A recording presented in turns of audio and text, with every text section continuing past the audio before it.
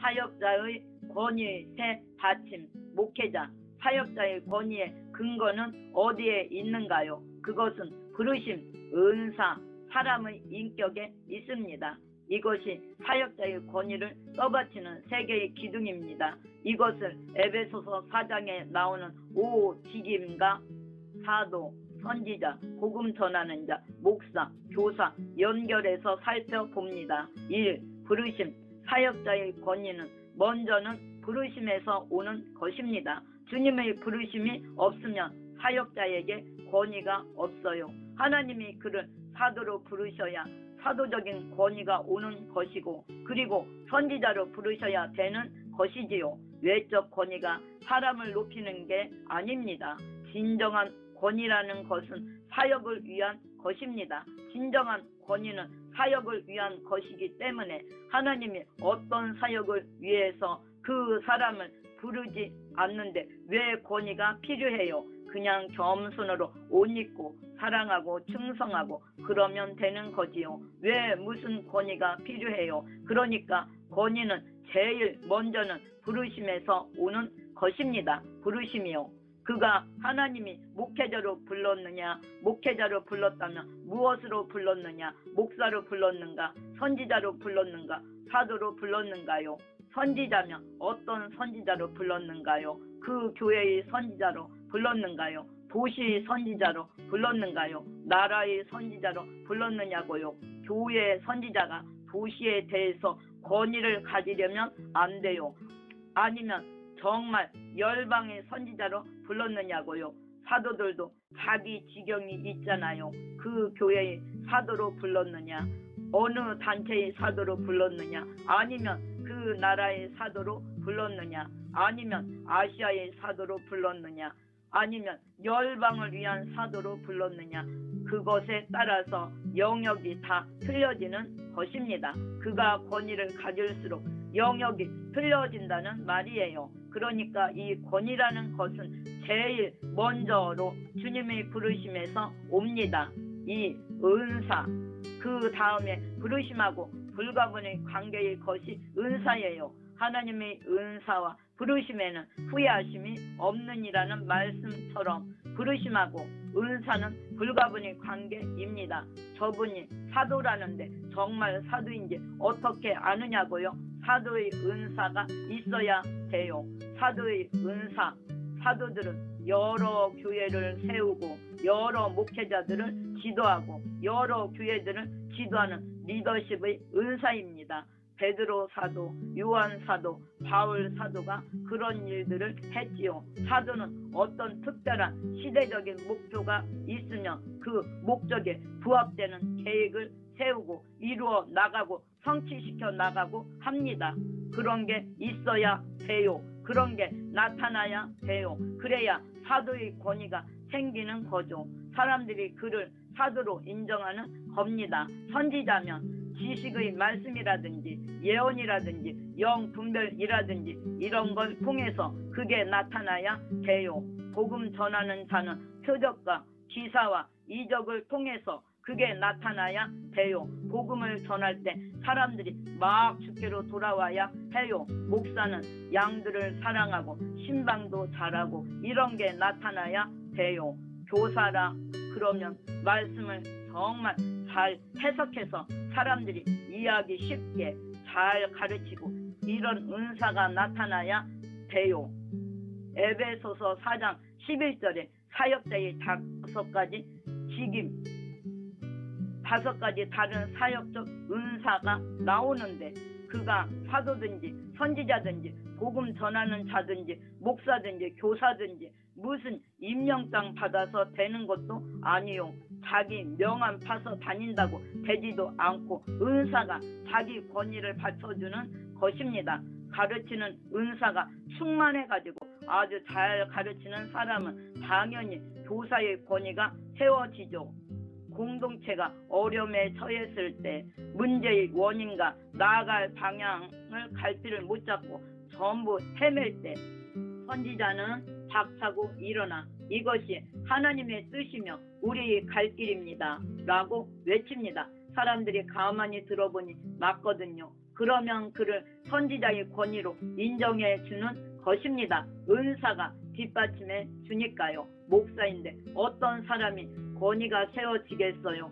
사랑으로 성도들을 잘 돌보고 참고 인내하고 용납하는 사람들이 목사의 은사로 존경받고 권위가 높아지는 겁니다. 복음 전도자인데 복음 전하고 치유 기도 다 했는데 간증하라니까 한 사람도 손 안 들고 그러면 그의 권위가 땅에 떨어지는 것입니다. 뭐 자기가 자기를 선전하고 다닌다고 그 권위가 인정받게 되는 게 아니죠. 사도도 마찬가지죠. 무슨 일을 하자 그러는데 사람들이 공감도 안 일어나고 저거 왜 하나 저거 하지 말아야 되는데 저렇게 판단력이 없나 이러면 사도의 권위가 세워지지 않는 것이죠. 사도는 리더십, 조직력, 행정력이 있습니다. 교회들을 세우고 목회자들이 적재적소에 배치하고 지교의 목회자들이 스스로 사도에게 지도받기를 원하고 목회자들에게 정말 적절하게 지적할 것은 지적하고 칭찬할 것은 칭찬하고 이게 제대로 세워지고 그래야 그분이 사도지요. 자기가 사도라고 빡빡 우긴다고 그게 사도로 존경받겠습니까요? 여기서 사도, 선지자는 은사적 측면에서 사도, 선지자를 말하는 것이지 교회 직계상 사도를 논하는 것은 아닙니다. 에베소서 4장 11절의 신약 성경에도 사도, 선지자를 논하고 있으므로 지금과 같은 신약 시대에도 은사로서의 사도, 선지자, 복음 전하는 자, 목사, 교사는 존재한다고 봅니다. 목사는 성도들이 따라야 목사고 그러니까 목사들 중에서도 목사, 은사가 아닌 사람이 많아요. 교회에 영 사람들이 안 모입니다. 그러면 목사, 은사가 아니에요.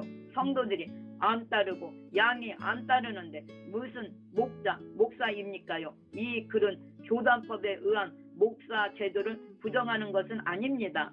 사도는 목사들이 따라야 사도예요. 목사들이 안 따르면 사도가 아닙니다. 그러니까 권위는 부르심에서 오는 것이고요. 그 다음에 권위는 은사에서 옵니다. 은사, 이것은 사역을 위한 것입니다. 자기를 높이기 위해서가 아니라 사역을 위해서요. 그래서 부르심이 분명하고 은사가 활성화되면 활성화될수록 사역을 효과적으로 할 수 있는 것입니다. 이럴 때 사역자의 권위가 분명하게 세워지는 것입니다. 물론 이 5가지 은사, 직임은 5가지 은사가 상호 보완적으로 협력해서 서로 도와야 합니다. 한 사람이 5개 은사를 다 가질 수 없습니다. 2개 정도는 가질 것입니다. 바울은 자신을 전파자요 사도로 세움을 입었다고 했습니다. 또한 자신을 전파자, 사도, 교사로 세움을 입었다고 했습니다. 그래서 그리스도의 몸을 세워 나가야 합니다. 내가 뭐니 해도 최고지 하면서 독단적으로 나가다가는 마귀가 승리합니다. 특히 사도의 은사, 직임을 받은 사람이 내가 최고지 하기 쉽습니다. 3번째로 사역자의 권위는 사랑의 인격에서 옵니다. 사랑, 인격, 희생 그런 데서 옵니다. 통칭해서 사랑의 인격이라 부르기로 합니다. 예수님은 우리를 위해서 십자가에 죽으심으로 희생으로 말미암아 모든 사람의 주가 되셨잖아요. 그 주의 권위가 그저 생긴 게 아닙니다. 그래서 권위라고 하는 것은 인격, 사랑, 희생 이것으로 세워지는 것입니다. 사역자가 지도자로서 권위를 얻기 원한다면 사랑과 희생이 있어야 한다는 겁니다. 쉽게 예를 들어 부모의 권위가 어디서 나옵니까요? 자녀들이 아버지와 어머니를 부모로 존경하는 이유가 무엇입니까요? 부모들이 자기들을 위해서 사랑, 희생, 오래 참음을 보여주었기 때문입니다. 그래서 간혹 보면 낳아놓고 가정을 팽개친 아버지, 엄마를 부모로 인정하지 않는 자녀도 있잖아요. 사랑, 희생, 인격이 없는 사람은 친부모라도 그 권위를 인정하기 싫다는 겁니다. 물론 이게 꼭 올바르다는 뜻은 아닙니다. 사역자의 권위는 사역을 위한 것입니다. 권위는 사람을 높이기 위해서 주어지는 것이 아닙니다. 바울은 자기를 높이는데 관심이 없었어요. 바울은 겸손한 사람이었어요. 그런데 그는 사도권에 대해서 아주 강력하게 주장을 했어요. 사도권에 대해서 강력하게 주장을 했는데 왜 그래요? 그래야 사역이 되기 때문입니다. 바울이 자기를 일컬어 고린도후서 12장 12절 사도의 표된 것은 내가 너희 가운데서 모든 사문과 표적과 기사와 능력을 행한 것이라. 자기가 사도로 인정을 받아야 사도로서 인정을 받아야 사도 사역이 가능하기 때문이에요. 그래야 사도로서 메시지를 전하고 교회의 방향을 끌어나갈 수 있고 사도로서 목회자들을 지도하고 교회들을 지도할 수 있기 때문에 그런 것이에요. 권위 세기둥 반복 설명. 그래서 권위 산발이가 세 기둥 있는데 하나는 부르심입니다. 아니 부르심을 안 받았는데 왜 권위를 가지려고 그래요? 모든 일이 권위가 있어야 할 수 있는 게 아니거든요. 여러분 권위라 그러는 것은 부르심에서 오는 것입니다. 그 다음에 권위는 은사에서 오는 것입니다. 그 다음에 세 번째로 권위는 인격, 사랑, 섬김, 희생에서 오는 것입니다. 지도자의 권위는 이 세 가지가 조화를 이루어가지고 권위라는 게 형성이 되는 거고 이 세 가지를 통해서 권위가 점점점 더 자라나는 것입니다. 사역자가 처음에는 권위보다 겸손이 필요합니다. 그런데 목회자들이 여러분들 다 목회자 되실 분들이니까 좋은 말씀을 드리면 목회자들이 자꾸 착각하는 게 있어요. 신학교 다니고 그러면 전도사다 그러고 목에 힘주려 하는데 뭐 전도사다 그래가지고 권위를 내세우려 하는데 어리석은 겁니다. 권위는 그렇게 오는 게 아닙니다. 권위는 그냥 직분이 갖다 주는 게 아닙니다. 권위는 이 세 가지를 통해서 자라나는 것입니다.